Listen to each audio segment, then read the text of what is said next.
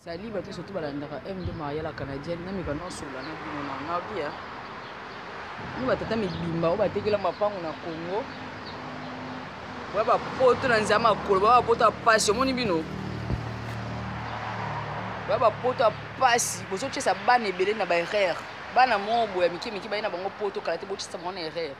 Parce que les autres dominos bossa na mboka bato so lelo balobi ke na wanda ozongisa bato ebele ba poto sika bana mikanete wa kuti wa poto wanzila ba ils vont souffrir.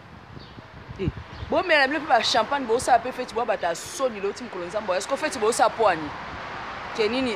ni po héritier beti concert eh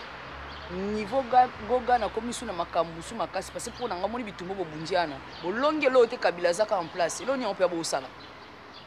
Moi quand ça se fait na ta réseaux sociaux quand ça paparazzi quand ça se fait victoire en oza nini so mamini ele OK ba tongo ba sepela nini pour héritier beti concert wa ba foira batata mo boya basse classe wa bunda na balabala bana mo batata bo boti mo mitakala na ba kaleso na ba réseaux sociaux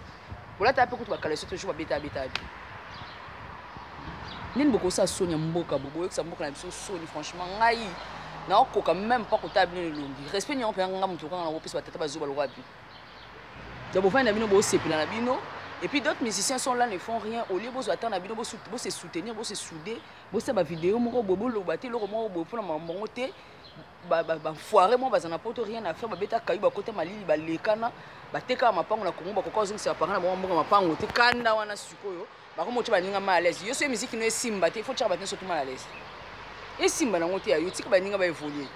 bon mais là on peut pas champagne bon bah t'as reçu pendant le ultime kolonzamba oya bon la champagne pour ani keni bon gagner et petit concert mais kabila zakat dans ce concert et betam tibuki mais là champagne bon sepela et sopabino mboka tele mesika moko tozo évoluer te to bonga te to comme ko ba zoba na poto ay loko ça les ati donc pour na bino comme na ko activité na bino papa éduquer moi sinon éduquer bana non so ba monsieur ba lala ka basi na bino ko basi na bino ba foire tout ouais mais to mitala na penza to lo bana ba vérité. Si vous allez bas na bula bana bino bodika bango bien tant ba soutenir ba musicien ba complexer le quoi bino batata na bango na maman bango parce que ceux bongo te na mona pourquoi bino bo ba musique bet mati pa musicien ba ko vivre bana bino point personnel no bolinga bo réglement bongo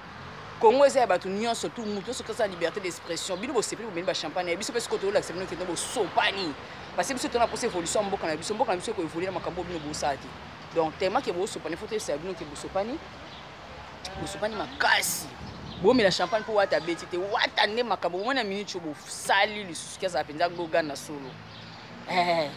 abe goga na solo bo tosi moni bo bimokili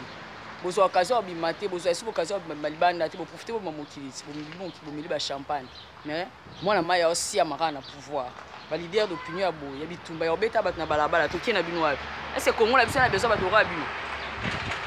ba musicien boza soudé ko oui ki makambo bosa la bosa bien te bosa ngana bokangama bo tutisa mayele bo régler problème o ata musique ezana na pototé et après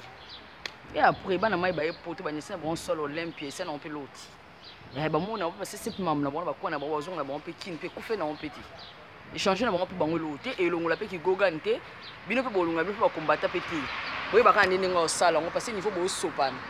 bo concert et betan bo kemela ba champagne ba ta soni bata soni faut to loba na ba vérité bata soni Congo eza bato surtout faut to sama ya terrain net ya mboka bato ngo bo sana mboka bato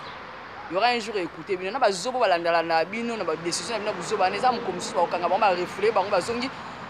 na place ba koma au foot la kuna ba ndako bateka pona bino boya poto bo sani ke kuna Congo na bozongi sa songi te beta kayu na yo sala magam na yo ki pe vi na yo pona bino bokanisa ke non ceux qui musique beti na Congo na poto te aller nous allez signer na Congo. Et là, on a aussi pour contribuer au chômage. Créer job, c'est pas tout misala. Au Congo, on a besoin de misala les alates. Est-ce qu'on a un emploi? Bilo ni ngaka mundela sela bino nyoso. Mundela sela bino nyoso bino beta bat na balabala. Bo bata soni. Bo kende bo luka bo créer ba emploi, bo créer ba job, bo sala biloko OK, no ba jeune ba travailler, ba jeune ba sala. Bo Congo bonga fo biso moto créer misala biso moto sala ni mundele ba sala bango mo. Yo yaka osala pas mundele. Vous comprenez? Mundela sala mamna na ndenge moka bonga na ndenge na bino boni ko créer ba job te boni ko créer ba emploi te boni ko sala te boni ko sunga na Congo te pona bino bokanisa ke so bo beti ba musicien ya li Congo bongi. Tanzala.